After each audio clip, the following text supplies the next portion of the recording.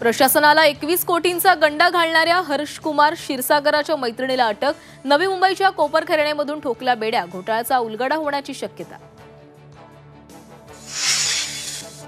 प्राजक्ता माळी आज मुख्यमंत्र्यांची भेट घेण्याची शक्यता। सुरेश धस यांच्यावर कारवाई करण्यासाठी देणार पत्र। कारवाई न झाल्यास कोर्टात जाण्याचा इशारा। संतोष देशमुख हत्या प्रकरणी अंजली दमानिया आक्रमक। बीड जिल्हाधिकारी कार्यालयासमोर आज धरणे आंदोलन। पोलीस अधीक्षकांची भेट घेणार।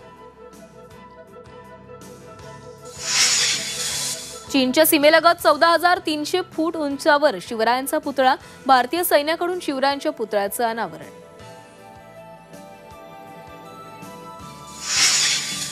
रायगडच्या कोर्लाई समुद्रकिनाऱ्यावर अल्पवयीन मुलीवर लैंगिक अत्याचार। आरोपीवर पॉक्सो अंतर्गत गुन्हा दाखल।